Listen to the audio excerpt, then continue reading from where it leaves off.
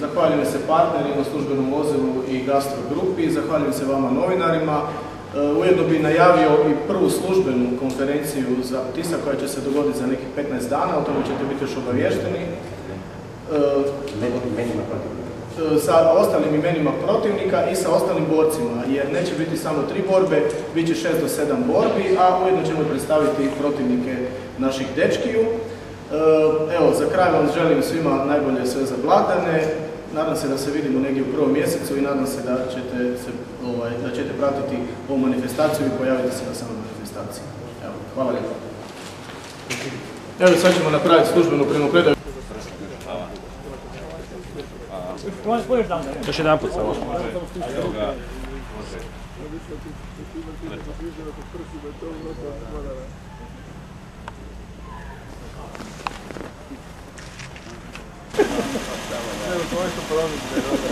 Evo, ja ću. Evo, ključ. Sad da vidim šta je tamo zapravo. Još jedan put. Evo, dajte vi ruku, ajde. Tako, svo troje stavite. Svi troje, evo. Jer ne da, čim ga nema, ne da. Hvala.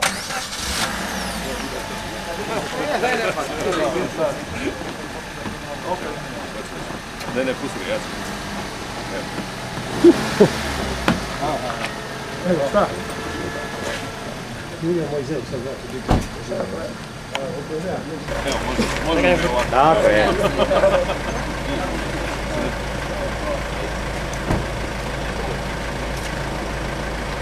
Dalje.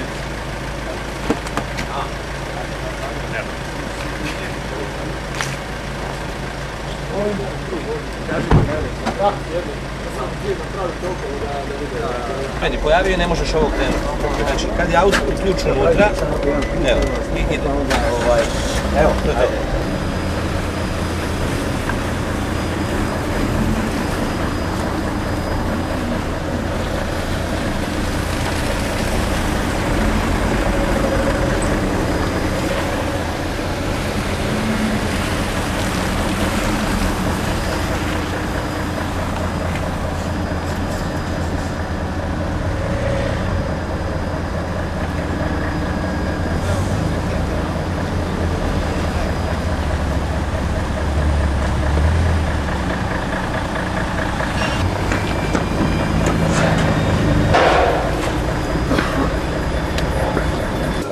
Dvorana hotela Kvarner, gdje smo već radili u ovoj godini jednu test probu i pokazala se vrhunski, tako da znači na ovoj priredbi biti znači biti viđen. Na kraju, kakva su očekivanja za naše borce? Pa gledajte, nas sad čeka 2 mjeseca izređu krvavih priprema, teških. Ja se uvijek nadam pobjedi i tome težim sa svim svojim borcima, tako da se nadam da bi trebale biti pobjede. Ali evo što je tu je, oni su došli na vrh jednoga, nazovimo te skale, gdje su samo najbolji, gdje se nema mogućnosti biranja i gdje se pokazuje kvaliteta, znači ili jesi ili nisi. Hvala. Aha, može reći o nekim tvojim očekivanjima vezano za ovaj? Prvo velika čast da se govori napokon u Hrvatskoj, zahvaljujem se Ofici, Žubu, Kraljici i svim ostalima koji su to omogućili. Veliko mi je zadovoljstvo i sada ništa drugo ne preostaje, nego se sve što kvalitetnije pripremiti da bi pokazali stvari moje mogućnosti pred domaćom domaćom. Imaš neke posebne načine pripreme za svaki turnir ili je to uglavnom uvijek isto? Pa uglavnom ja odrađujem isti sistem, ja se pripremam nešto između Hrvatske, Pule, Opatije i Londona. Znači to je ruta koju ja radim svaki mjesec. I mislim da neće biti nekih pomaka dok se do sad se pokazala uspješna i tako ću i nastaviti. Ne imaš li nekakvu predodžbu kakav će osjećaj biti boriti se pred ipak puno manje brojem gledatelja, s obzirom na to da si se borio u Japanu pred tisućama i tisućama ljudi? Pa mislim da će puno biti intimnije i bolje što se mene tiče. Naprimjer, sama pomisla da se dignuti ujutro u svom krevetu, sjesti u auto i doći na borbu, to je meni već fantazija. Nakon tih 20 sati leta svaki put do Japana i tako, što mi razbija glavu. Ovo će biti najbolji osjećaj do sada. Lijepo se dignuti iz kreveta, potući se muški i spavati u svoj krevet, to je super. Stipe, kakva su tvoja očekivanja vezana za ovaj turnir i tvoja osoba vezana za tvoj borbu? Pa prvo da te pozdravim, Bog. Prije što ti govorim na to pitanje, nadovezao bi se na ovu gestu, znači Tegre i Suzuki-a koja je upućena nama. stvarno moram se zahvaliti i mogu reći da ću dio svog medijskog prostora upotrebiti da baš nekako povezati taj marketing i sport vezano za njih i za samu prijedu.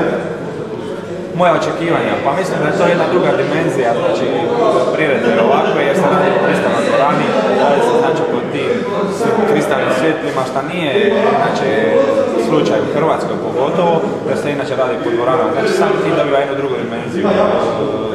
Još je segment vrlo bitan šta nastupa u borci koji su, ajmo reći, napravili dosta toga na nivou Hrvatske i na izlazni su radili, odnosno već smo izašli put van. Sami tim, evo ja tučem King of the Ring, Ivan Stanić tuče BBC Muay Thai, tako da su to velike stvari za Hrvatsku, a ne samo za Opatiju i za ovaj dio, za ovu regiju. Da ne spominjem Zevra koji je već napravio karijeru u Japanu.